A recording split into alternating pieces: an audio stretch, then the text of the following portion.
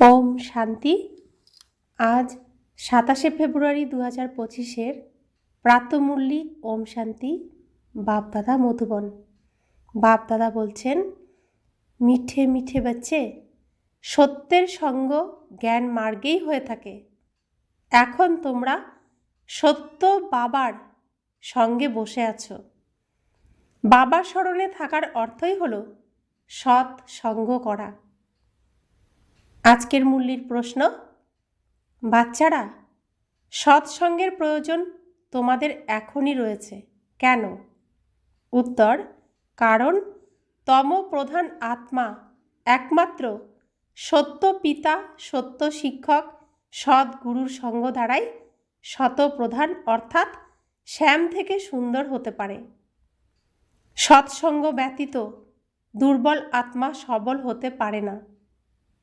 বাবার সঙ্গ লাভেই আত্মায় পবিত্রতা শক্তি চলে আসে।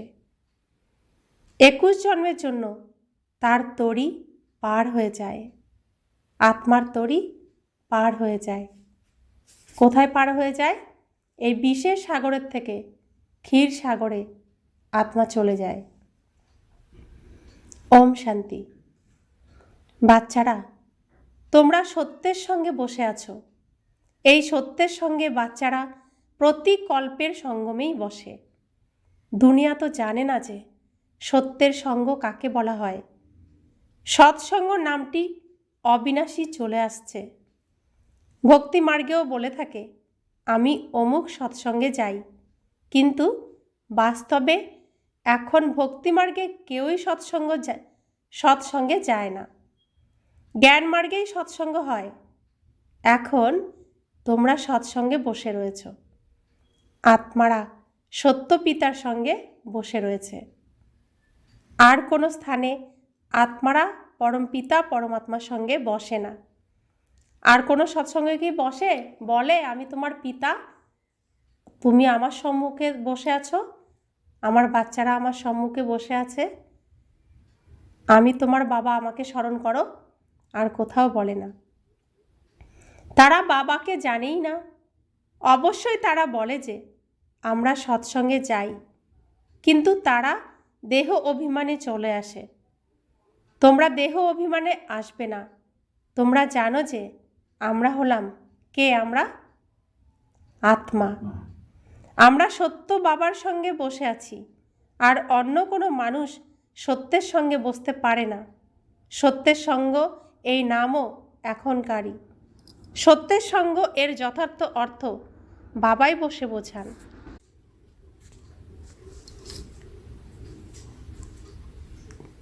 তোমরা আত্মারা এখন পরমাত্মা পিতা, যিনি হলেন সত্য, তার সঙ্গে বসে রয়েছ। তিনি সত্য পিতা, সৎ শিক্ষক, সৎ গুরু। তাহলে তোমরা সৎসঙ্গেই বসে রয়েছ। তাহলে তোমরা এখানে বা ঘরে যেখানেই বসো, নিজেকে আত্মা নিশ্চয় করে স্মরণ বাবাকে করো। আমরা আত্মারা এখন সত্য পিতাকে স্মরণ করছি, অর্থাৎ সৎ সঙ্গে রয়েছি। বাবা মধুবনে বসে রয়েছেন। বাবাকে স্মরণ করার তোমরা অনেক প্রকারের যুক্তিও পেয়ে থাকো। স্মরণের দ্বারাই বিকর্ম বিনাশ হবে। একথাও বাচ্চারা জানে যে আমরা 16 কলা সম্পূর্ণ হই, পুনরায় নিচে নামতে নামতে কলা কম হয়ে যায়। তো আমরা এখন সম্পূর্ণ হচ্ছি। একদম সুন্দর ফার্স্ট ক্লাস নতুন বস্ত্র পাবো এই পৃথিবী স্টেজে অভিনয় করার জন্য। তো সেই বস্ত্র যখন প্রথম পরব তখন 16 কলা সম্পন্ন, অর্থাৎ ফার্স্ট ক্লাস থাকবে। সেই বস্ত্র আবার দ্বিতীয়বার পরলে কি সেই ফার্স্ট ক্লাস থাকবে? সেই বস্ত্র ধীরে ধীরে পুরানো হতে থাকে। তো বাবা বলছেন, ভক্তিও প্রথমে অব্যভিচারী ছিল। প্রথমে কার ভক্তি হয়েছিল? শিব বাবার ভক্তি হয়েছিল। পরে নিচে নামতে নামতে ভক্তিও ব্যভিচারী হয়ে যাওয়ার কারণে তম প্রধান হয়ে যায়। পুনরায় তাদের সত্যের সঙ্গের অবশ্যই প্রয়োজন, তা না হলে পবিত্র কিভাবে হবে? তাই আত্মারা, তোমরা এখন বাবার সঙ্গ পেয়েছ। আত্মারা জানে যে আমাদের বাবাকে স্মরণ করতে হবে, ওনার সঙ্গই রয়েছে। স্মরণ করাকেই বাবার সঙ্গ বলা হয়। এ হলো সত্যের সঙ্গ।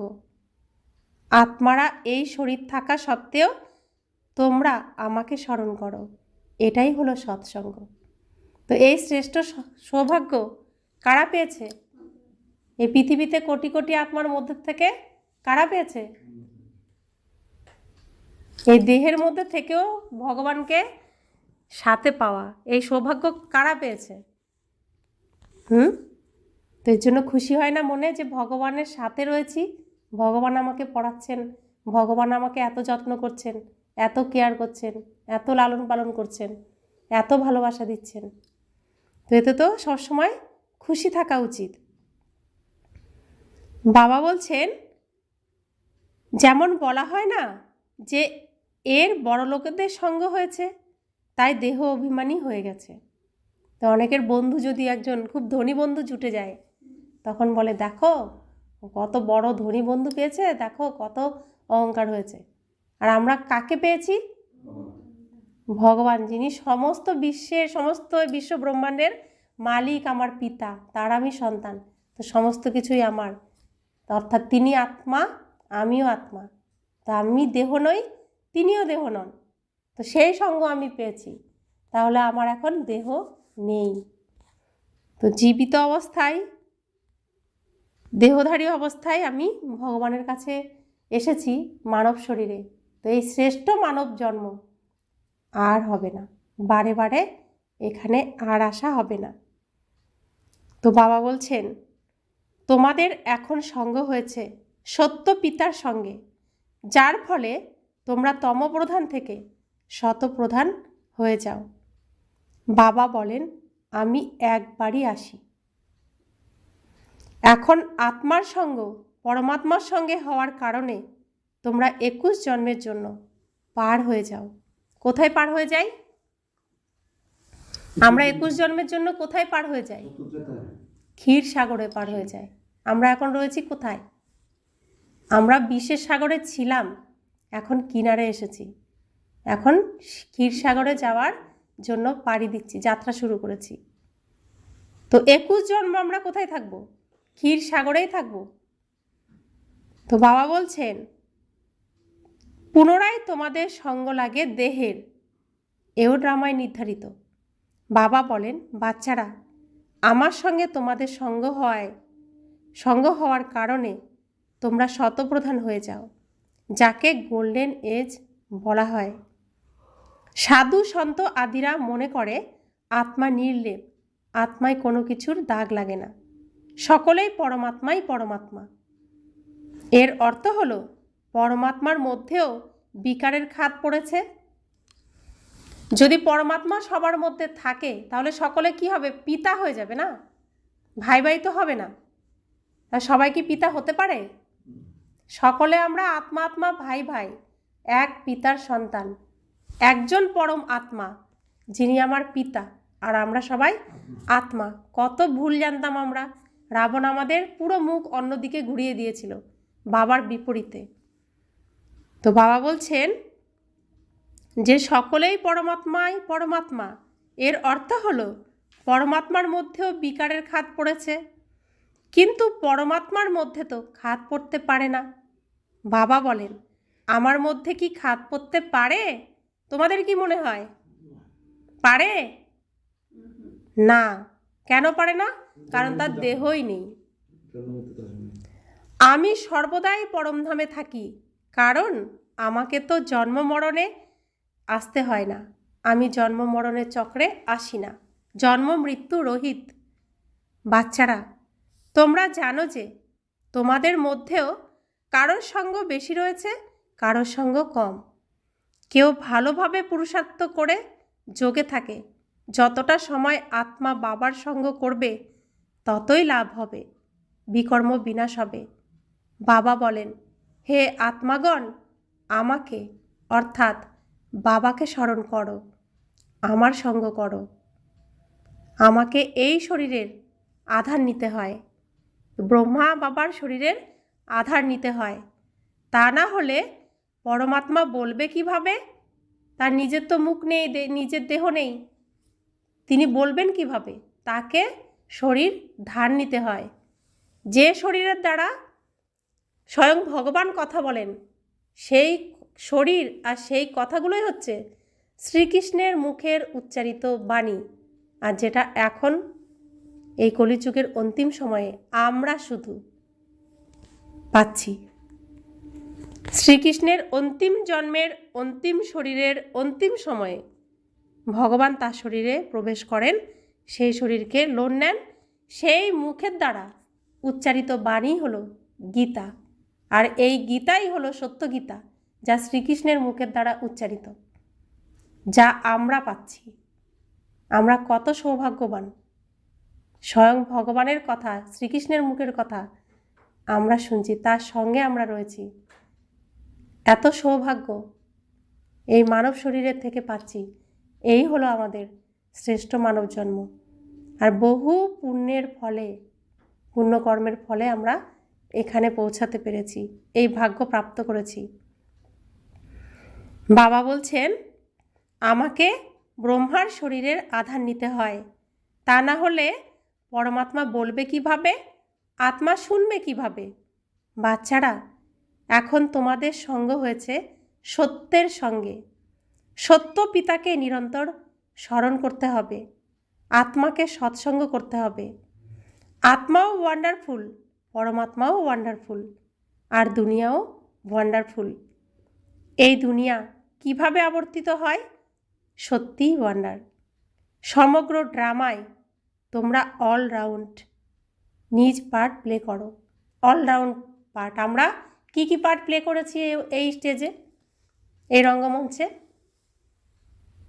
কি কি অভিনয় করেছি? আমরা পরমধামে কি রূপে ছিলাম? বিন্দু আত্মারূপে। এই পৃথিবীতে যখন প্রথম অভিনয় করতে এসেছি, প্রথম ড্রেস কিসের পেয়েছিলাম? দেবী দেবতার। আমরা দেবী দেবতার রূপে অভিনয় করেছি, ক্ষত্রিয় রূপে অভিনয় করেছি, বৈশ্য রূপে অভিনয় করেছি, শূদ্র রূপে অভিনয় করেছি, ব্রাহ্মণ রূপেও করছি। ব্রাহ্মণ রূপে অভিনয় করছি না, ব্রাহ্মণ রূপে আমরা শিখছি। তো আমরাই সেই আমরা।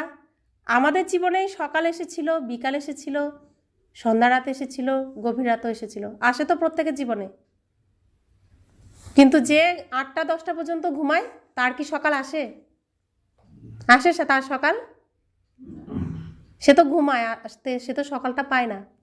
আমরা তো ভোরবেলা জেগে গেছি, তাই আমরা অলরাউন্ড পার্ট প্লে করব শুরুর থেকে একদম শেষ পর্যন্ত। সকালও, ভোরবেলাও আমরাই আছি, সকালেও আমরাই থাকবো, বিকেলেও আমরা থাকবো, সন্ধ্যা রাতেও আমরা থাকবো, আবার গভীর রাতেও আমরা থাকবো, আবার ভোরবেলা আমরাই জাগবো। অর্থাৎ আমরা সব ধরনের চরিত্রে এই পৃথিবীর এই স্টেজে অভিনয় করার সৌভাগ্য প্রাপ্ত করেছি। কিন্তু যারা ঘুমাচ্ছে অর্থাৎ কেমন ঘুমাচ্ছে? যাদের তৃতীয় নয়ন খোলেনি, জাগেনি, বাবা তো আমাদের অপারেশন করে তৃতীয় নয়ন খুলে দিয়েছে, তা আমরা জেগে গেছি।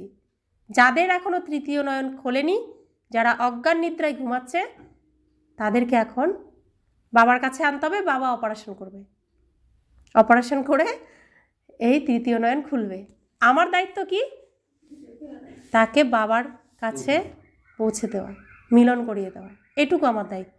পথ বলে দিতে হবে। তো অনেকের পথ বলে দিতে হবে, অন্ধের লাঠি হতে হবে। কবে বলেছে মুরলিতে? কালকে বলেছে। তোমাদের আত্মায় 84 জন্মের পার্ট নির্ধারিত করা আছে। এও ওয়ান্ডার। সত্যযুগী আত্মারা আর আজকালকের কলিযুগী আত্মারা, তার মধ্যেও তোমাদের আত্মা সর্বাপেক্ষা অধিক ওয়ান্ডার, বিশেষ। নাটকে কারোর শুরুর থেকেই পার্ট থাকে, কারোর মধ্যভাগ থেকে, কারোর পরে পার্ট থাকে। সেসব হলো পার্থিব জগতের ড্রামা। সেসবও এখনই বেরিয়েছে, এই 100 বছরের মধ্যেই সব বেরিয়েছে। এখন সায়েন্সের বল অধিক। সত্যযুগে ওদের কত শক্তি থাকবে? সত্যযুগে সব কিছু কিসের দ্বারা হবে? সব কিছু সায়েন্সের দ্বারা হবে। তাই সায়েন্স এত অগ্রগতি করছে। তো বাবা বলছেন নতুন দুনিয়া কত শীঘ্র গঠিত হবে, ওখানে পবিত্রতার শক্তিই মুখ্য। এই লক্ষ্মীনারায়ণ তো শক্তিশালী, তাই না? এখন রাবণ শক্তি ছিনিয়ে নিয়েছে। পুনরায় তোমরা সেই রাবণের উপরে বিজয় লাভ করে কত বলবান হয়ে যাও। যত সত্যের সঙ্গ করবে, অর্থাৎ আত্মা যত সৎ পিতাকে স্মরণ করে, ততই বলবান হয়ে যায়। পঠন পাঠনের মাধ্যমেও শক্তি প্রাপ্ত হয়, তাই না? তোমরাও শক্তি প্রাপ্ত করো, সমগ্র বিশ্বের উপর তোমরা শাসন করো। আত্মার সত্যের সঙ্গে যোগ অর্থাৎ মিলন সঙ্গমেই হয়। আত্মার সত্য পিতার সঙ্গে যোগ মিলন এই সঙ্গম যুগেই হয়। বাবা বলেন আমার সঙ্গ পাওয়ায় আত্মা অত্যন্ত বলবান হয়ে যায়। বাবা বলেন ওয়ার্ল্ড অলমাইটি অথরিটি, তাই না? ওনার দ্বারাই বল প্রাপ্ত হয়। ওয়ার্ল্ড অলমাইটি অথরিটি কে? বাবা, স্বয়ং ভগবান। আর আমরা তার দ্বারাই শক্তি পাচ্ছি। এর মধ্যেই সমগ্র বেদ শাস্ত্রের আদি মধ্যের জ্ঞান চলে আসে। বাবা যেমন অলমাইটি, তোমরাও তেমনই অলমাইটি হয়ে ওঠো। বিশ্বে তোমরাই রাজত্ব করো, তোমাদের থেকে কেউ কেড়ে নিতে পারবে না। তোমরা আমার কাছ থেকে কত শক্তি প্রাপ্ত করো। যত বাবাকে স্মরণ করবে ততই শক্তি প্রাপ্ত করবে। বাবা আর কোনো কষ্ট দেন না, শুধু স্মরণ করতে হবে, ব্যাস। 84 জন্মের চক্র এখন সম্পূর্ণ হয়েছে, এখন ফিরে যেতে হবে। এটা বোঝা কোনো বড় কথা নয়।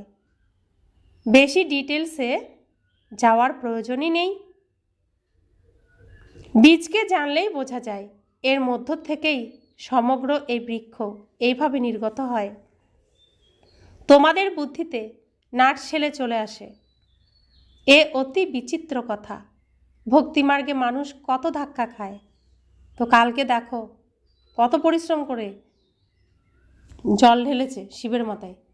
এক একজনকে দেখছি বড় বড় কলসি এই বাঁকে করে নিয়ে যাচ্ছে, একদম মানে ঝুঁকে যাচ্ছে, কত কষ্ট করছে। তো বাবা বলছেন পরিশ্রম করে কিন্তু কিছুই প্রাপ্ত হয় না। পুনরায় বাবা এসে তোমাদের বিশ্বের মালিক বানান। আমরা যোগ বলের দ্বারা বিশ্বের মালিক হয়ে যাই। এই পুরুষার্থই করতে হবে। ভারতের যোগ বিখ্যাত। যোগের দ্বারাই তোমাদের আয়ু কত বড় হয়ে যায়, সৎসঙ্গে কত লাভ, আয়ুও দীর্ঘ আর শরীরও নিরোগী হয়ে যায়। বাচ্চারা, এইসব কথা তোমাদের বুদ্ধিতেই বসানো হয়। তোমরা ব্রাহ্মণরা ছাড়া আর কারোরই সত্যের সাথে সঙ্গ নেই। তোমরা প্রজাপিতা ব্রহ্মার সন্তান, ঠাকুরদা আর পৌত্র। তোমরা ঠাকুরদাকে শিব বাবা আর পৌত্রকে আমরা, আর মাঝখানে বাবা হয়ে গেলেন আজকে ব্রহ্মা বাবা। তাই এত খুশি তো থাকা উচিত যে আমরা হলাম দাদু নাতি। উত্তরাধিকারও ঠাকুর দাদার থেকেই পাওয়া যায়। এটাই হলো স্মরণের যাত্রা। বুদ্ধির দ্বারা এ কথাই স্মরণে রাখা উচিত। ওই সৎসঙ্গে লৌকিক সৎসঙ্গে এক স্থানে গিয়ে বসে, এখানে সেসব কথা নেই। এমনও নয় যে এক স্থানে বসলেই সৎসঙ্গ হবে, না। উঠতে বসতে চলতে ফিরতে আমরা সৎসঙ্গে রয়েছি। যদি ওনাকে স্মরণ করি তবেই। স্মরণ যদি না করো তবে তো দেহ অভিমানে রয়েছে। দেহ হলো অসত্য, বিকারী। দেহ হলো অসত্য, বিকারী জিনিস। দেহকে সত্য বলা যাবে না। শরীর হলো জড় পদার্থ, 5 তত্ত্বে গঠিত। ওর মধ্যে আত্মা না থাকলে তা নড়াচড়া করে না। মানুষের শরীরের কোনো মূল্য নেই, আর সকলের শরীরের মূল্য রয়েছে। আত্মা সৌভাগ্য পায়, আমি অমুক আত্মা, এ কথা আত্মা বলে, তাই না? মানুষের শরীরের কোনো মূল্য আছে? মানুষ মরে গেলে সেই শরীর কেউ নেয়, সাথে সাথে পুড়িয়ে ফেলে, কারণ বিষাক্ত। কিন্তু একটা পশু শরীর ছাড়লে তাকে নিয়ে কাড়াকাড়ি, তার চামড়া কাজে লাগে, তার গায়ের লোম কাজে লাগে, হাড় কাজে লাগে, সব কিছুই কাজে লাগে। গাছেরও তাই, সব কিছুই কাজে লাগে। কিন্তু মানুষের কোনো কিছুই কাজে লাগে না, শরীরের কোনো মূল্য নেই। তো বাবা বলছেন, আত্মা সৌভাগ্য পায়, আমি অমুক আত্মা, এ কথা কে বলে? আত্মা বলে। বাবা বলেন, আত্মা কেমন হয়ে গেছে, ডিম, কচ্ছপ, মাছ সব কিছু খায়। প্রত্যেকেই ভস্মাসুর, নিজেকে নিজেই ভস্ম করে। আত্মা নিজেকেই নিজে এসব খেয়ে খেয়ে কি করছে? শেষ করছে। কিভাবে কিভাবে ভস্ম করছে নিজেকে? কামচিতায় বসে প্রত্যেকে নিজের নিজের ভস্ম করছে। তাহলে ভস্মাসুরই হলো, তাই না? এখন তোমরা জ্ঞানচিতায় বসে দেবতা হও। তো আমার শরীরটা তো গাড়ি, গাড়িকে কোন পেট্রোল দিতে হবে সেটা আমাকে জানতে হবে। যদি আমার কাছে একটা স্থূল বাইক থাকে বা গাড়ি থাকে, তো আমি তো খাই শরবত, খুব ভালো। তো সেই শরবত একটু গাড়িকে খাইয়ে দিলে কেমন হয়, বাইককে খাইয়ে দিলে কেমন হয়? সে তো ভালো জিনিস না, খাওয়ালে তো ভালো হবে গাড়ি। কেমন হবে খাইয়ে দিলে? গাড়িটা খুব ভালো চলবে? গাড়িটা কী হবে? নষ্ট হয়ে যাবে। ঠিক সেরকম আমার এই গাড়িতে কোন পেট্রোল দিতে হবে, যে পেট্রোলের দ্বারা এই গাড়িটা ভালোভাবে চলবে। তো ভগবান আমাদের জন্য প্রকৃতিতে অনেক কিছু রেখেছেন খাবার জন্য। কোনো প্রাণী হত্যা, কাউকে হত্যা করে খেতে তিনি দেন না। শ্রীকৃষ্ণ কি কখনো প্রাণী হত্যা করে খেয়েছেন? কোনো দেবী দেবতা প্রাণী হত্যা করে খায়? এখন আমরাও খাই, তাদের জোর করে খাইয়ে দিই, ভোগ লাগিয়ে দিই। তো আমরা কত নিচে নেমেছি, আমরাই কত অসুর হয়ে গেছি। অসুরই তো খাবে এরকমভাবে না? তো কি হয়ে গেছি আমরা, কি ছিলাম? বাবা বলছেন, সমগ্র দুনিয়া কামচিতায় বসে ভস্মীভূত হয়ে গেছে, তমপ্রধান, কালো হয়ে গেছে। বাবা আসেন বাচ্চাদের শ্যাম থেকে সুন্দরে পরিণত করতে। তাই বাবা বাচ্চাদের বোঝান যে দেহ অভিমান পরিত্যাগ করে নিজেকে আত্মা মনে করো। বাচ্চারা স্কুলে পড়ে, কিন্তু পরে পড়াশোনা তো ঘরে থাকলেও বুদ্ধিতে থাকে। এও তোমাদের বুদ্ধিতে থাকা উচিত। এও তোমাদের স্টুডেন্ট লাইফ। এইম অবজেক্ট সম্মুখে দাঁড়িয়ে রয়েছে। আমরা কোন স্কুলে পড়ছি? ঈশ্বরীয় বিশ্ববিদ্যালয়ে। কি হওয়ার জন্য পড়াশোনা করছি? কি সার্টিফিকেট পাবো এখানে পাশ করলে? ভগবান ভগবতী, ভগবান পড়াচ্ছেন, তো ভগবানের বিশ্ববিদ্যালয়ে পড়ছি, সার্টিফিকেট ভগবান ভগবতী। সেই জন্য লক্ষ্মীনারায়ণকে ভগবান ভগবতী বলা হয়, শ্রীকৃষ্ণকে ভগবান বলা হয়। উঠতে বসতে চলতে বুদ্ধিতে এই জ্ঞান থাকা উচিত। এখানে বাচ্চারা আসে রিফ্রেশ হতে। যুক্তি বোঝানো হয় যে এমনভাবে বোঝাও। দুনিয়ায় অসংখ্য সৎসঙ্গ রয়েছে, সেখানে কত মানুষ এসে একত্রিত হয়। বাস্তবে তা সৎসঙ্গ তো নয়। বাচ্চারা, সত্যের সঙ্গ তো তোমরা এখনই প্রাপ্ত করো। বাবাই এসে সত্যযুগ স্থাপন করেন, তোমরা মালিক হয়ে যাও। দেহ অভিমান অথবা মিথ্যা অভিমানে তোমরা অধঃপতনে যাও, আর সৎসঙ্গে তোমরা ঊর্ধ্বে আরোহণ করো। আধাকল্প তোমরা প্রালব্ধ অর্থাৎ কর্মফল ভোগ করো। এমনও নয় যে ওখানে তোমাদের সতের সঙ্গ রয়েছে, বাবার সঙ্গ রয়েছে, না। সৎসঙ্গ এবং মিথ্যা সঙ্গ তখনই বলা হবে যখন দুটোই উপস্থিত রয়েছে। সত্য পিতা যখন আসেন, তিনি এসে সব কথা বোঝান। যতক্ষণ না পর্যন্ত সেই সত্য পিতা আসছেন, ততক্ষণ পর্যন্ত কেউ জানেই না। বাচ্চারা, বাবা এখন তোমাদের বলেন, হে আত্মাগণ, তোমরা আমার সাথে সঙ্গ করো। তোমরা শরীরের যে সঙ্গ পেয়েছ তার থেকে উপরাম হয়ে যাও। তো আমরা সত্যযুগ থেকে এই কলিযুগের অন্তিম সময় পর্যন্ত অভিনয় কাদের সাথে করেছি? কার সাথে অভিনয় করেছি? আত্মাদের সাথে। এখন আমরা কার সাথে রয়েছি? পরমাত্মার সাথে রয়েছি। আছি তো নাকি? তাহলে এখন কার সঙ্গে থাকা উচিত? নাকি আত্মাদের সাথে? আত্মাদের সাথে তো সত্যযুগ থেকে কলিযুগ পর্যন্ত থাকবো, এরাই থাকবে, এদের সাথে অভিনয় করব। এরাই সেই স্ত্রী রূপে আসবে, স্বামী রূপে আসবে, সন্তান রূপে আসবে, শ্বশুর শাশুড়ি রূপে আসবে, মা বাবা রূপে আসবে, ভাই বোন রূপে আসবে, মাসি পিসি রূপে আসবে। এদের সঙ্গেই আমাদের অভিনয়। কিন্তু ভগবান আমার পিতার সঙ্গে শুধুমাত্র এই সময় থাকতে পারি। তাহলে আত্মাদের সঙ্গে কি আমার সময় কাটাতে হবে, নাকি বাবার সঙ্গে সময় কাটাতে হবে? এইটুকু সময় ছাড়া তার সঙ্গে আমরা আর সময় কাটাতে পারি না। তাহলে বুদ্ধিমান কি বলবে? বাবার সাথে সময় কাটাবে যতটুকু সময় পারে। তো বুদ্ধিমান দুনিয়াকে ভুলে যাবে, এক বাবাকেই মনে রাখবে। বাবা যা বলবেন তাই শুনবে, কারণ এইটুকু সময়ই শুধুমাত্র তাকে পাই, তার সঙ্গ পাই। তো বাবা বলছেন, সত্যপিতা যখন আসেন তিনি এসে সব কথা বোঝান। তিনি যতক্ষণ না আসেন ততক্ষণ সত্য কথা আমরা জানতে পারি না। বাচ্চারা, বাবা এখন তোমাদের বলেন, হে আত্মাগণ, তোমরা আমার সাথে সঙ্গ করো। তোমরা শরীরের যে সঙ্গ পেয়েছ তার থেকে উপরাম হয়ে যাও। অবশ্যই শরীরের সঙ্গ সত্য যুগেও থাকবে, কিন্তু সেখানে তোমরা থাকোই পবিত্র।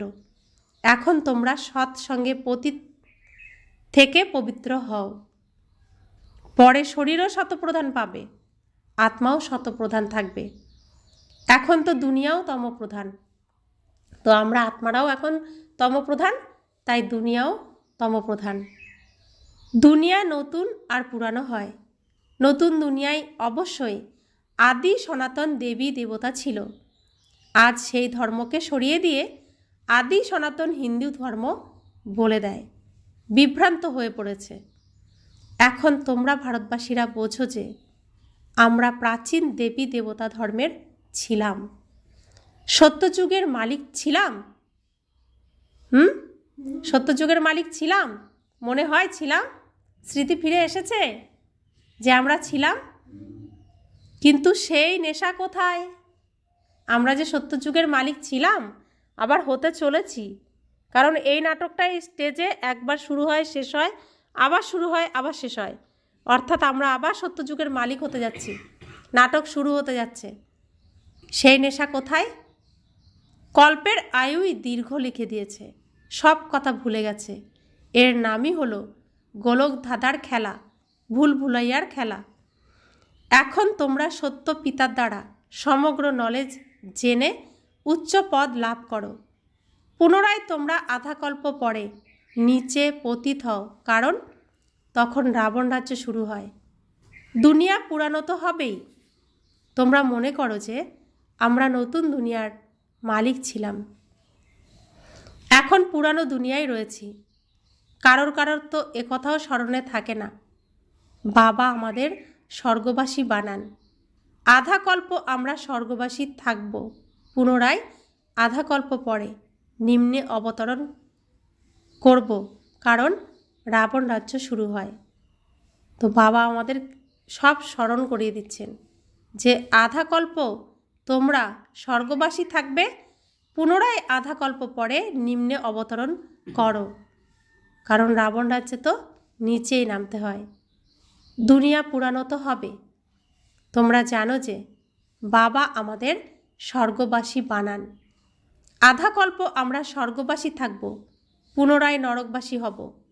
তোমরাও পুরুষার্থের নম্বরের ক্রমানুসারে অলমাইটি অথরিটি হও, সর্বশক্তিমান হও।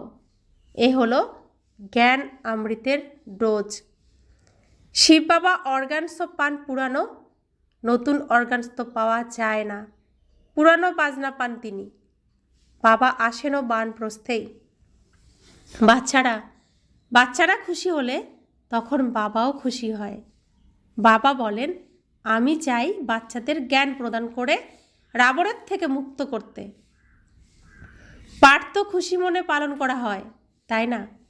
তো স্বয়ং ভগবান যিনি এই নাটক রচনা করেছেন, তিনি আবার কি পাঠ পেয়েছেন, কি বলেছেন কালকে?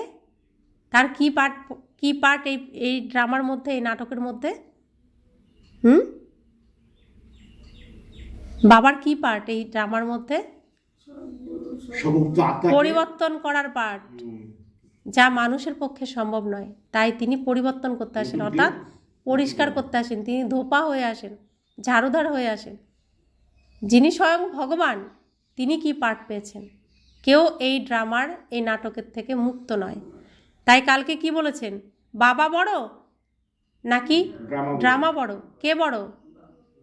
ড্রামা বড়, কারণ সেখানে স্বয়ং ভগবানও বন্ধনে রয়েছে। বলছেন না, ফু দিয়ে তো আমি বিনাশ করাতে পারবো না।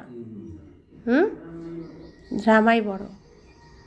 তো বাবা বলছেন, আমি যে পাঠ পেয়েছি আমিও খুশি মনে পালন করছি। আর আমরা প্রত্যেকে যে অভিনয় পেয়েছি, পাঠ পেয়েছি, খুশি মনে করছি তো? খুশি তো সবাই যার যার পাঠে, নাকি এমন পেলাম কেন, অমন পেলাম কেন? খুশি তো? কারণ আগে জানতাম না, তাই দুঃখ পেতাম। এখন তো জানি, এখন আর আমাদের কোনো দুঃখ নেই। বাবা অত্যন্ত খুশির সঙ্গে নিজের পার্ট প্লে করেন। বাবাকে প্রতি কল্পে আসতে হয়। এই পাঠ কখনো সমাপ্ত হয় না। বাচ্চাদের অত্যন্ত খুশি থাকা উচিত। যত সৎসঙ্গ করবে ততই খুশি থাকবে। স্মরণ কম করে, তাই এত খুশি থাকে না। বাবা বাচ্চাদের অধিকার দেন। যে বাচ্চাদের হৃদয়ে সততা রয়েছে, তাদের প্রতি বাবার অত্যন্ত স্নেহ থাকে।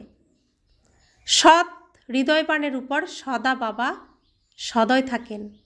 তো সাহেব রাজি থাকেন। তো দিল সত্য হলে সাহেব সেখানে রাজি থাকবেন।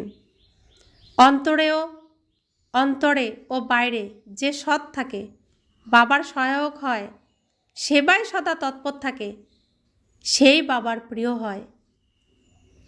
নিজের হৃদয়কে জিজ্ঞাসা করো, আমরা সত্যই সার্ভিস করি তো? সত্য পিতার সাথে সঙ্গ রাখি কি? যদি সত্য পিতার সাথে সঙ্গ বা সম্বন্ধ না রাখি, তবে কি গতি হবে? অনেককে পথ দেখালে, মার্গদর্শন করালে উচ্চ পদও লাভ করবে। সত্য পিতার থেকে আমরা কি উত্তরাধিকার পেয়েছি? নিজেদের অন্তরে দেখতে হবে। এ তো জানে যে নম্বরের ক্রমানুসারেই হয়। কেউ এতখানি বেশি উত্তরাধিকার পায়, তো কেউ এতটুকু পায়। কেউ বেশি পায়, কেউ কম পায়। রাত দিনের তফাৎ থাকে। তো ক্লাসে একই শিক্ষক, একই পড়াশোনা সব স্টুডেন্টদের জন্য করান। নাম্বার 1 ফার্স্ট তো একজনই হয়।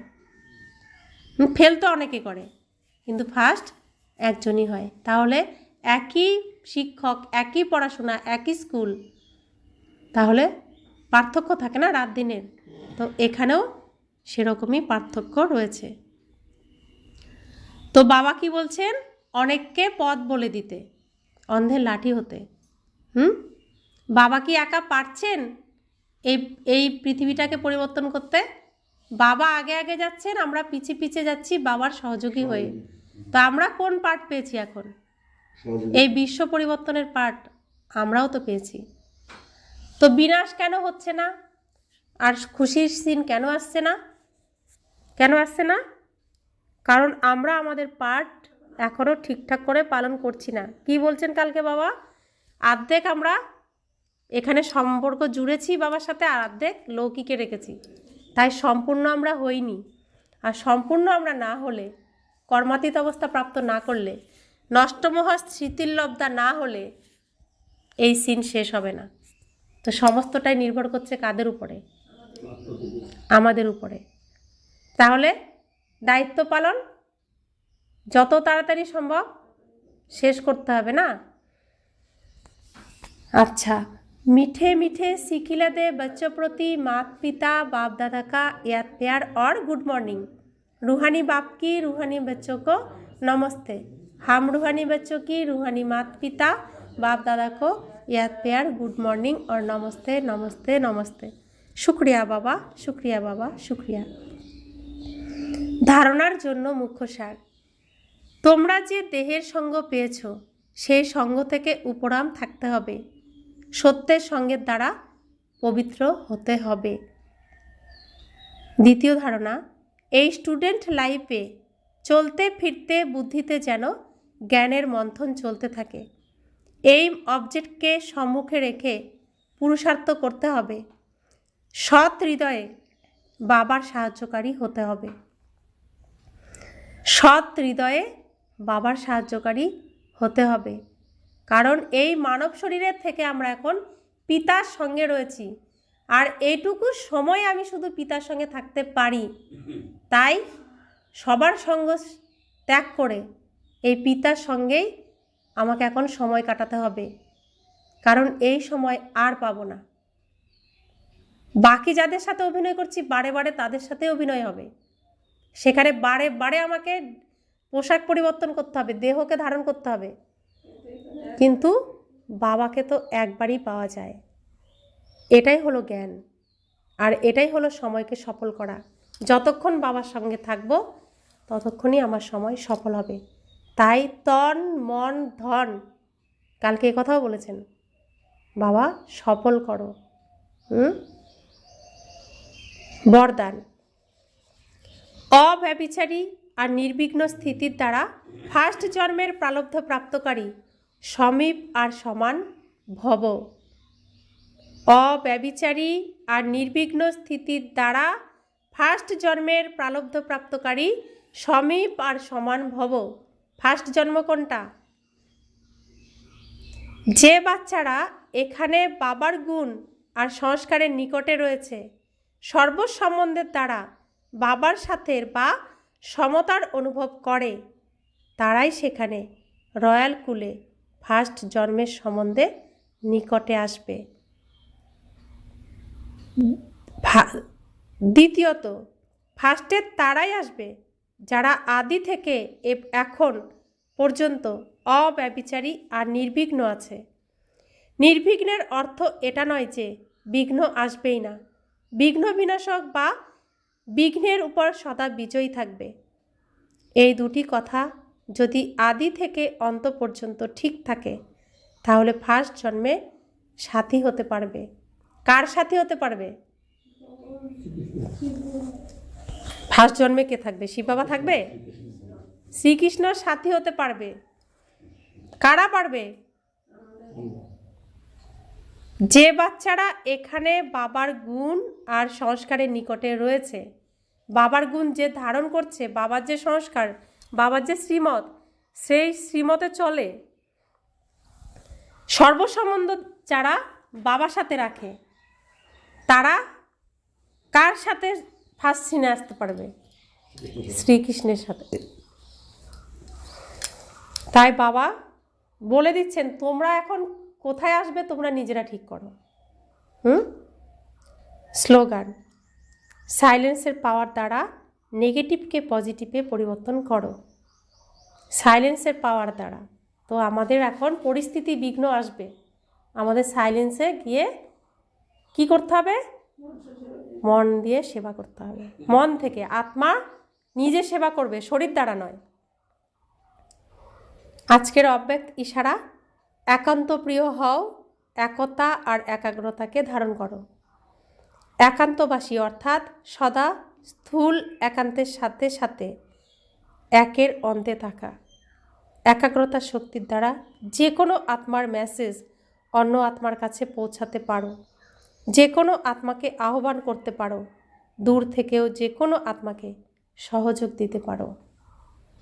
তো কি বলছিলেন বাবা কালকে? আন্ডারগ্রাউন্ডে যেতে, আর আন্ডারগ্রাউন্ডে গিয়ে সমস্ত প্ল্যান করতে, আন্ডারগ্রাউন্ড থেকে সমস্ত প্ল্যানকে পরিচালনা করতে বলেছেন না কালকে? তো সেই আন্ডারগ্রাউন্ডে গিয়ে কি কি করতে পারি?